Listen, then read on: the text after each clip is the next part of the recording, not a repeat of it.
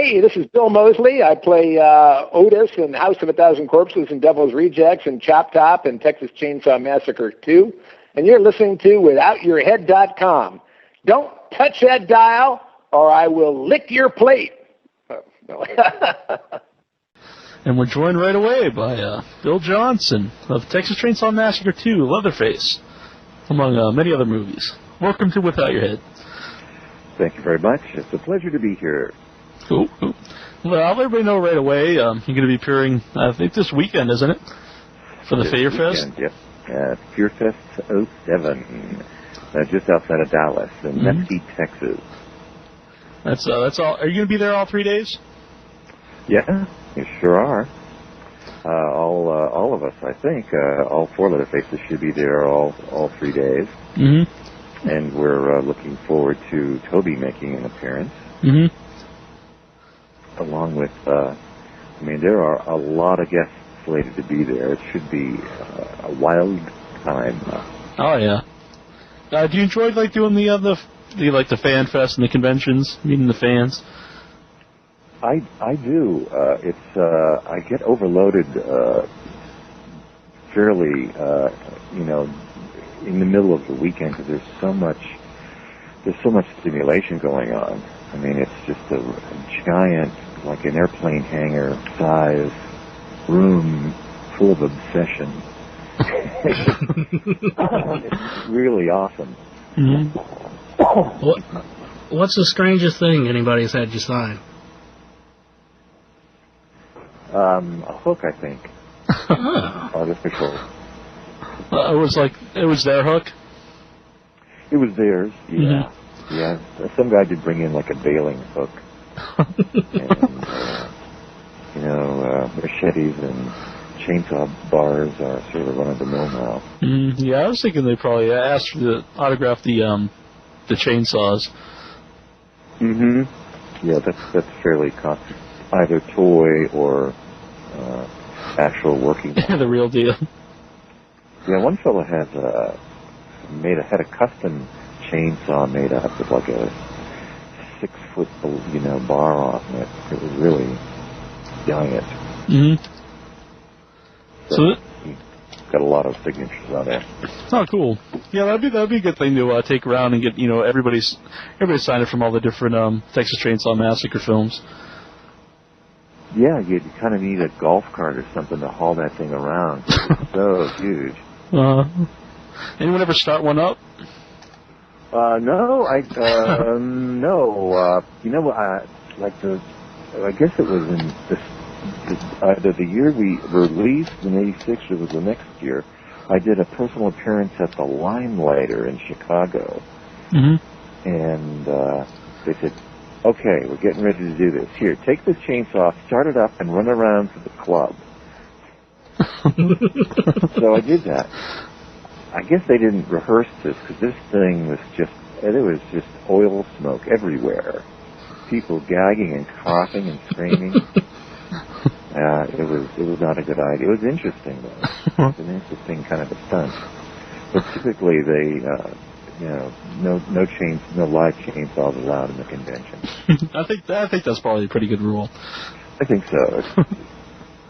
It's too easy to get buried in the role and end up, slicing and dicing fans. And that ruins everybody's weekend. We talked a little bit off air with you about the movie posters. Yeah. Which one was your favorite? I guess a lot of people talk about the one that spoofs the Breakfast Club. Well, I like them both for their own. They have their own charms. But I guess I like the Breakfast Club. It's real smirky. Yeah. I think of it as eat the rich. That's sort of how I think of it. Because they're eating upper class yuppies.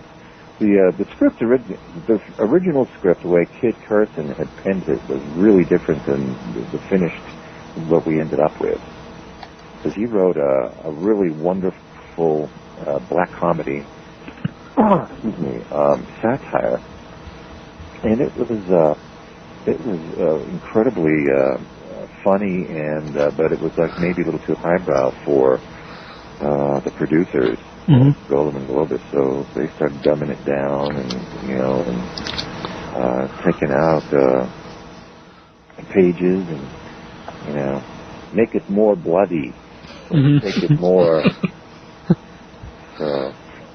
Do you think they could ever, put it back together the way it was originally intended to be? I don't know. I don't know how much. They shot a lot of footage, and I don't know how much they stored.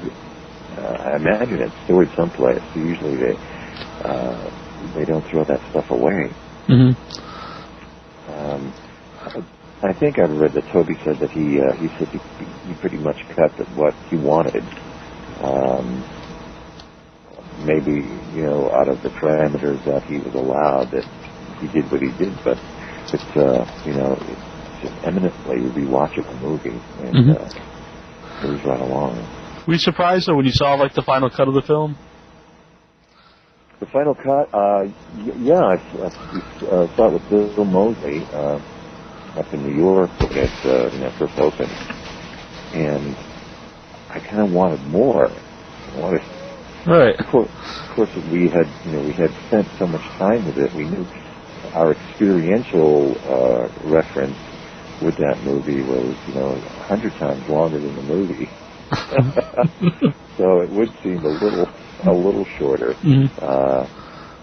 However, it was I just wanted more fun than the 90 or so minutes that we actually got. Oh, we get a caller here. Who is this? Leatherdish. Hey, it's Leatherdish. One of your biggest fans, I would say, especially from our message board. You got a question? Yeah, I just wanted to know if the suit that you wore was really hot and annoying, and if it made it even harder to run around with the chainsaw. Neil, could you repeat that question? Yeah, could you say that again? Yeah, could you say that again, Dish, and then I'll repeat it for Bill. Okay, was it hard? Was the suit you wore really hot and annoying, and did that make it hard to run around with the chainsaw? Well, no, did you hear him that time? Yes, thank you. Yeah, the suit was like in a hazmat suit. It was totally sealed. I mean, a two-piece suit with gloves, boots, a wig, and mask. And the only thing I can, breathe through is the mouth hole. I'm looking out. I have two peepholes for the eyes. And the temperature was, it was a really hot summer. So it really was difficult to sustain, long extended periods of activity. Inside the underground portion of the movie, it was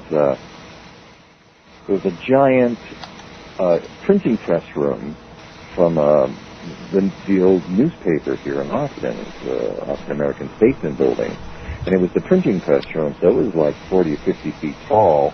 It was just superstructure, so there was nothing obstructing the space except a few posts. So they trucked in about 1 billion tons of dirt and a squillion props, and they did a great job in about 2 billion lights. They swept like a 50-mile radius outside of Austin. All the shops and the secondhand shops and the Goodwills. They looked for anything that would hold a light bulb, and they strung it up in there. So it was like 125 degrees in there. It was brutal.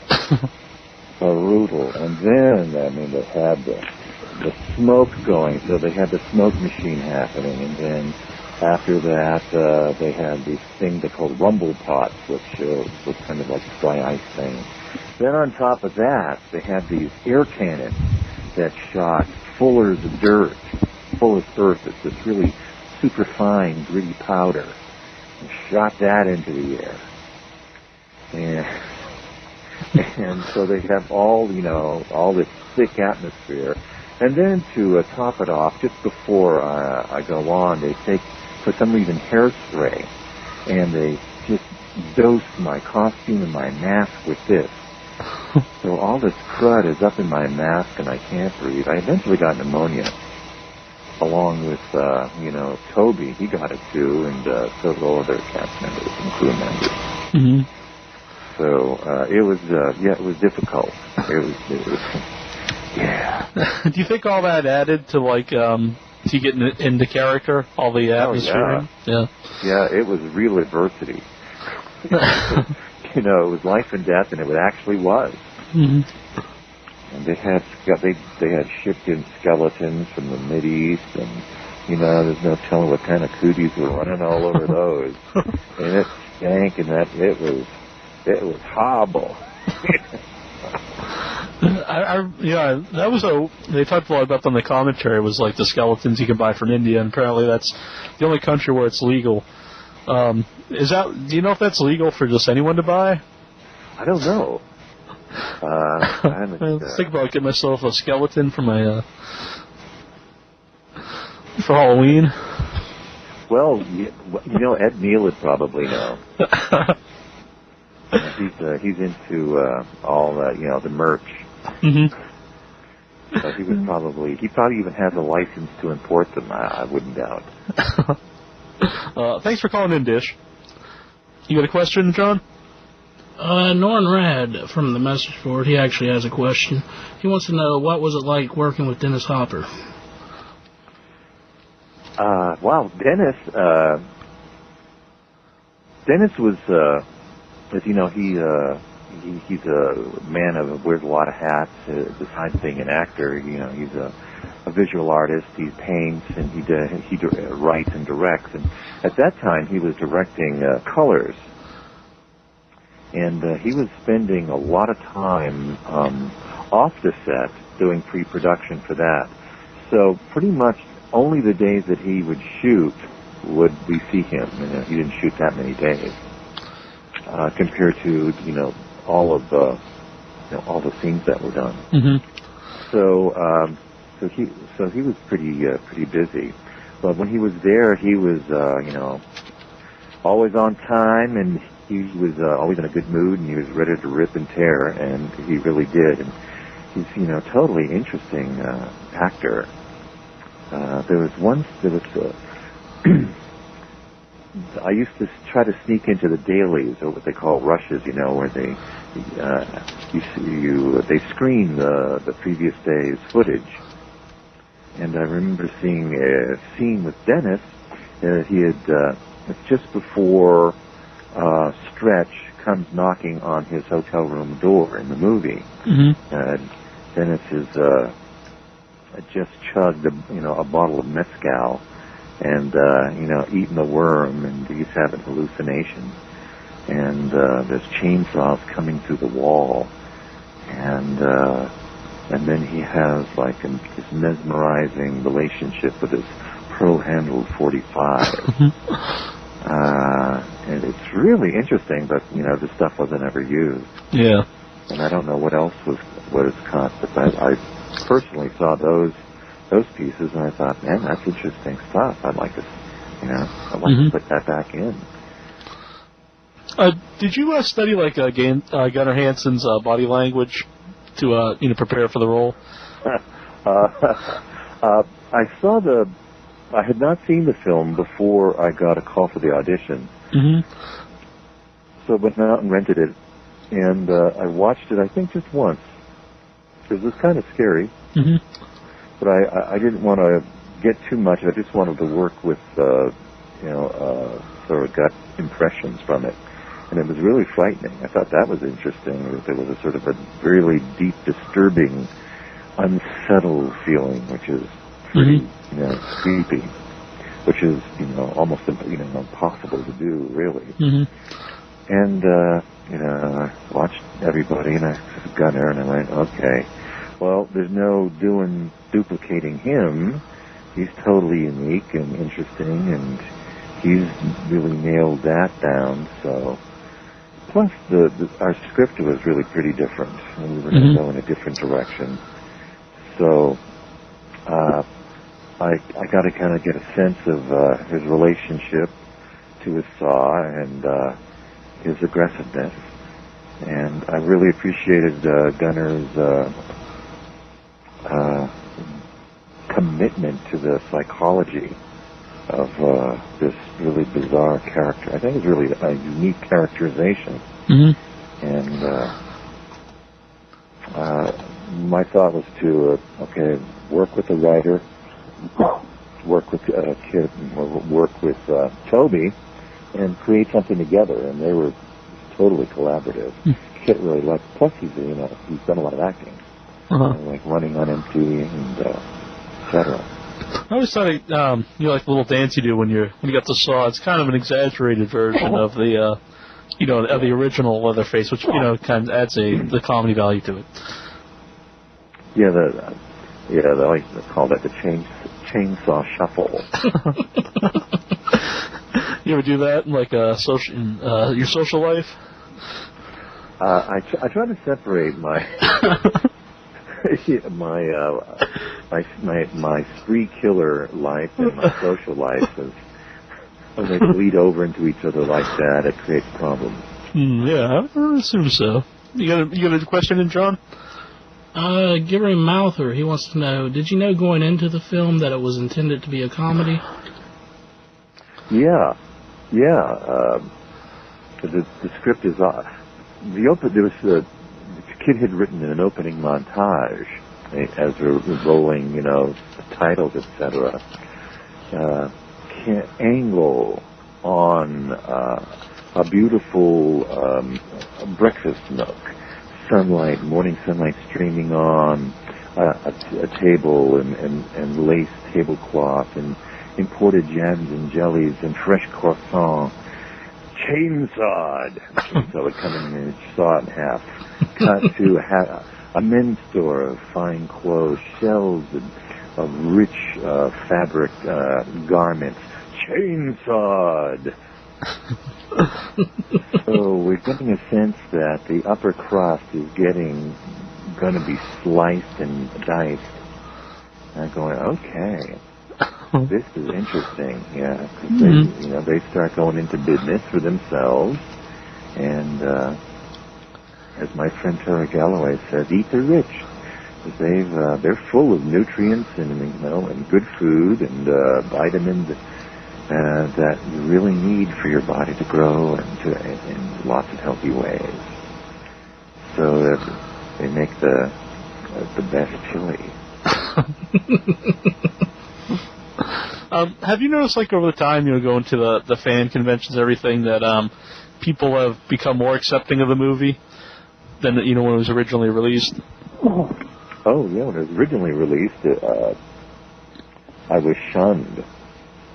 How can you be in such a horrible slasher film? Yes, and the critics were hating it and reviling it as a vicious and a travesty of filmmaking. And it's pretty tame by today's standards. It's about on par with Abbott and Costello meet Frankenstein. Right. In terms of anything that's being offensive to anybody, it's nothing like films that were kind of disturbing, hostile, and I thought Jacob's Ladder was really creepy. Mm-hmm. And there are others that are more gratuitously bloody and sadistic. This was fairly tame. Toby was afraid of getting an X rating because of just the blood factor. Right. That was the problem. That's why I think it came out unrated.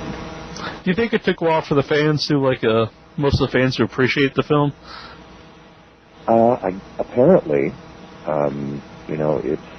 it's had staying power because there's lots of movies that have come out in '86 and a lot of horror movies too. And this one has stuck with us. I think it's because of the story, the language, the performances, and Richard Corris's cinematography. I watched that thing, I don't know, it was looping on. I was at a haunted house making an appearance, and they had the movie running on, and it was just looping. I saw it a lot, and I could really start to examine Richie Curtis's camera moves, and they're very complex and very subtle, and you really kind of have to really pay attention to them moving, because he does it in such a way where they're not obvious. But he did some great. He and Toby came up with some great stuff. You get a caller here. Who is this? It's El Santo. Oh, got El Santo here. You're on with Bill Johnson. You got a question? Yes, Mr. Johnson, how you doing? Great. Yeah, great. I'm asking a question. I hope it don't sound, that one scene you did with Carolina Williams, the scene when you was holding the chainsaw, that one pose that she was performing. The ice box. That one scene was like everybody. That was one scene that I always remember about that movie when the title comes out. How many shots you had to do for that part? I mean, was that something y'all just did in the last minute, or was that was on the script? Now you're talking about the ice tub scene, I think. Right. Yeah. Right. That was we shot it in sequence, so that was early on in the filming. Let's see. Actually, I hung out in the trailer for like 6 or 7 weeks. In full makeup and costume, and they would come like every 2 hours to say, "Get ready, you're up next," and just keep saying, "Never mind," So this kept on going week after week after week. Maybe they're trying to drive me crazy. Maybe they did. I don't know.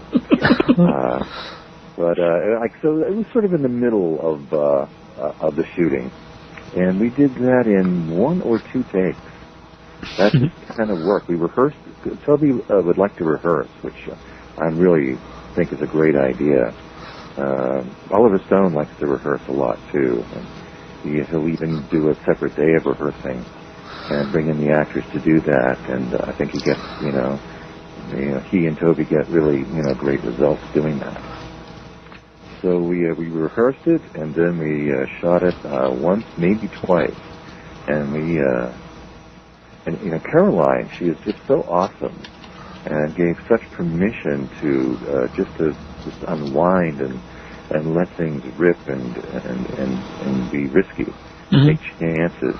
That so we could ratchet up the risk factor and find out where we could end up, and without knowing before we started. She was I really have to credit her a tremendous amount. That's sort of our love scene, and right. And without the woman, without the actress being willing for something interesting to happen, it just won't. So, right on, Caroline. Thank you. Well, where would you rank her, for all-time scream queens? I think she's tops. Mm-hmm. She was so ferocious and fierce. I mean, she took that chainsaw and ran Chop Top through with it. And she was spinning around like a mad woman at the end of the film on the top of the mountain. Mm-hmm. Wailing that chainsaw and the blowing smoke rings as she spiraled around. I believed her. She was, frightened and frightening. She was good. Did you have anything else, El Santo? Yeah, one more thing. Sure. Yeah. I believe the poster. Whose idea is the pose like the Breakfast Club poster? The way it looked. I mean, I think Kit Carson. Okay. The writer. He was with us. Kit was. He was also producing, so which I'm really thankful for, because he took a lot of care in his writing and in the production elements. And we talk about characters and acting a lot, and all those things that were really essential in making something really solid. And he had a little small portable manual typewriter where he'd be writing the new pages. He'd be on the set. He'd be at the entrance of the set. When we did the photo shoot, he came up with the idea for the Breakfast Club, and we got into that because the Breakfast Club was a movie that was sort of anti-establishment of these rich kids saying, "Hey, get bent," Right. And which was pretty much the Sawyer family motto. Yeah, get bent. If you don't like it, you're going to end up in the pot. So, see what you think about that. Okay. Well, thanks for calling, Thank you so much. All right. Thank you so much, Mr. Johnson. You're welcome. Thank you. All right. You're welcome. Bye-bye. Do you know why the Joe Bob Briggs scene was cut out? Good question. I have no idea. Yeah, I think it should have stayed in. As far as I'm concerned, I have no idea. Mm-hmm. Yeah, on the special edition DVD, they have some of the cut scenes. Mm-hmm. They're like missing like the sound but it's still pretty cool to see them. Yeah. Yeah. Toby was editing on the lot as he was shooting, because there was the producers had signed a contract that movie had to be on the screen by X date, which was coming up really soon. So they were constantly applying a lot of pressure to hurry up. And they even sent up another filming team to come in and the B camera team. Mm-hmm. And there were conflicts because they were getting real pushy. And I remember Bill Mosley telling me he watched one of the emissaries from the studio pull up in a limousine, and they walked over to the production table. They picked up the script, and they ripped out a bunch of pages and said, "Okay, now you're on schedule," and went back into his limousine and left. I don't know if it's a true story, but it sure sounds like it. You're talking earlier about the caller asked about the the scene with the ice tub and everything. Was there ever any talk of having Stretch and Leatherface like their love story work out at the end? Maybe a little different ending on the movie. Well, I don't think it was ever talked about seriously by any of the heads of the departments or KIT. We thought about a little Caroline pushing a baby carriage with a little tiny mask on a child, carrying the family shame into another generation. But that could have spawned Son of Leatherface. Yeah, but Stretch says I just don't think things are going to work out between us. Right. It's not going to happen. So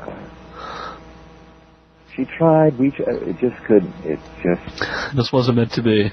Wasn't meant to exactly. Another question there, John? Let's see. Norn Rad, he wants to know, do you think Texas Chainsaw Massacre Part 2 is misunderstood? I don't know. I guess I'd have to know specifically what the thought was about right. it. That I think it was definitely underappreciated when it first came out. Mm-hmm. However, it was Toby was I think has a sense of how to push the envelope, and he was pushing the envelope for the time of the culture at the time he made it. So that reaction was, I guess, to be expected. However, I think if something's crap, it's just not going to last. So, right. So it's been with us, and I don't see it, going anywhere. Mm-hmm. There seems to be more and more people that keep finding it and enjoying it. Do you think the Rob Zombie films borrow a lot from the first two Texas Chainsaw Massacres? Well, I think House of a Thousand Corpses definitely. There were some, motifs there that were, well, I think homage. Because Rob Zombie is, I'd love to work with him someday, anytime, and he's a master of style. He has a tremendous sense of style and a deep, pervading sense of humor. It's really interesting how he handles the visual, auditory elements, and the sense of what the audience will want. Mm-hmm. You can tell from his movies too. He really loves movies because he puts so many people that were famous from other roles in all his films. Yeah. He has an incredible sense of history, film history, and juxtaposes it in with the timeline of the movie. It's, I think, really brilliant. I think one thing is the scene where Leatherface, where you put the leather mask on Stretch. Yeah. And then the scene in Devil's Rejects where they do that to the woman and she goes running out into the road and gets hit by the car. But actually, if you see that, I mean, it looks exactly like she looks exactly like Stretch does in Texas Chainsaw Massacre 2 with the leather mask on. Yeah, I mean, it's cool stuff. I mean, Toby, when he did, was it Invaders from Mars? There was he borrowed something from the original. This character, I can't precisely remember, but this character was rummaging around in this like abandoned building. I think it was the name of the school was the building was a school, and it was named after the director for the original movie, Invaders from Mars, and the camera captures something in the corner of, a dusty corner, darkened corner, and it's the bubble and the thought, the alien brain monster that was in the original one. Right. So I think that's something fun for the director, and it also can fire off a lot of memories. People. Yeah, definitely. I'll get another caller here. Who is this? Hey, this is Ryron. Hey, Ryron. Nice calling you. To you, Mr. Johnson. Hi, how you doing this evening? Firstly, I'd just like to say I'm completely surprised by your voice. You don't exactly sound like a chainsaw-wielding cannibal. Yeah, you sound like you could be reading the news on NPR. Well, thank you. I'm curious what you think about where the Texas Chainsaw series has gone since the second film, and particularly the more recent film. Where it's gone? Well, I mean, I think you have to remember show business, entertainment industry. So I think it's financially driven. So, and if it's nice to get some entertainment and some art mixed in with that, but the thing is, they got to make some money. So I thought, Jeff Burr's third one was an interesting take, and then it took a weird turn after that, and a lot of people think that 4 was somehow stepped out of the special world a little bit, and then when the remake and then the prequel starting to go into new directions. So I think it's an incredible tribute to Toby innovation, that there's so much energy in that movie, in that storyline, that it has supported a lot of different kinds of films. Mm-hmm.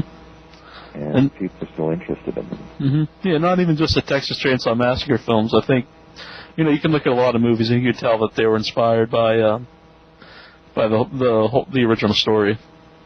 Yeah, and that approach to giving it a sense of it's actually interface reality. Mm-hmm. So kind of gritty, grainy, documentary kind of look and feel and sound. I was wondering if I would be in danger when I saw it the first time. It was startling. Right. Pretty startling. It doesn't seem like you're watching a movie. It seems like you're watching something that was actually filmed. Yeah. Do you have another question, Ryron? No, that's it. Thank you very much. Oh, thanks for calling in, man. Everybody know you else? What was that? I don't think anybody said anything. Oh. I think I was hearing some feedback. I just want to let everybody know that he's also going to be appearing at the Chiller. That's April 13th to the 15th in Parsippany, New Jersey. And you'll also be at the Crypticon, September 14th to the 16th in Minneapolis, Minnesota. And if you want to find out more information about those, you can check them out at leatherface2.com. And you also have the movie group, which is movies.group.yahoo.com/groups/PhilJohnsonOnline.com. I don't think there's a .com at the end, but I'll put all those links up on the website. It'll be a lot easier to check them out. Thank you. Yeah. There's too many slashers there. Yeah. Slasher flicks require lots of them. There you go. Right. But I do have a movie coming out, I guess, next month on Netflix. Yeah, Vault of Grace. It was a drama, independent film done here in Austin. Mary Marchbanks wrote it and directed it. Her first film she ever directed, and she took it to like a dozen or so festivals around the country and garnered a lot of prizes. So it's been really well received, and it's going to be on Netflix. And I think people will really like it. It's interesting. There's 3 different ethnically different families living in the same neighborhood, and how they impact each other's lives, how they intertwine without meaning to, and yet they find a way to connect and get something meaningful going for themselves. Now, Ryan brought up he liked your voice. Are you happy to do some other work besides the Leatherface role? Oh yeah, Lord, yeah, working. You gotta wear lots of hats. I've done a number of role-playing games or software. Did the Ultimate series. The Guardian of the Black Gate was the main character that I did for them. I did some of their other titles, peripheral characters, but that was sort of the main bad guy, was the Guardian of the Black Gate, Moon Gate. Was that fun to do? Yeah, that was a lot of fun. Get down and get to do a lot of interesting dialogue, and you get to see a lot of kind of cool graphics. Do you have any children or like nephews? Maybe you could check out Uncle Bill on the video game. As far as I know, none of my nephews or nieces are into role-playing games. At least not those. Right. Maybe doing other stuff.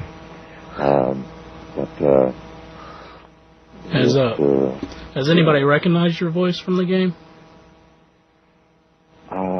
Every now and then, someone will say, "Oh, yeah, I've heard that voice a lot." Yep.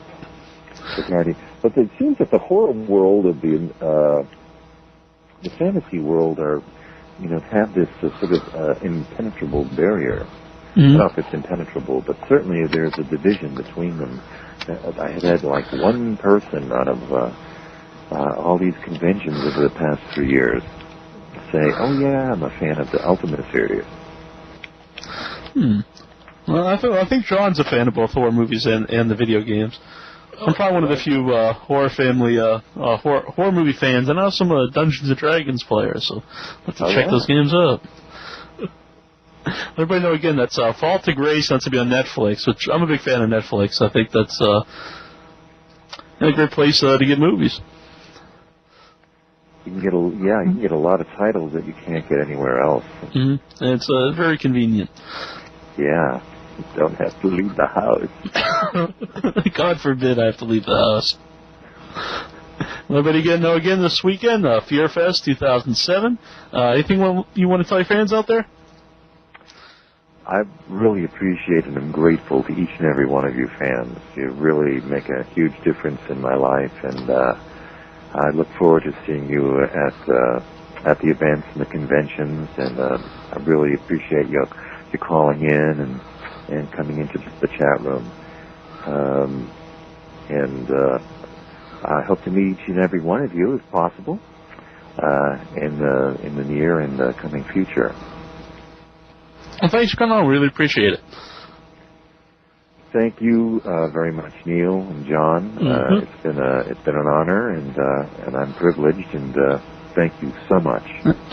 Hi, this is Caroline Williams from the Texas Chainsaw Massacre 2 and Sharknado 4. You're listening to Without Your Head.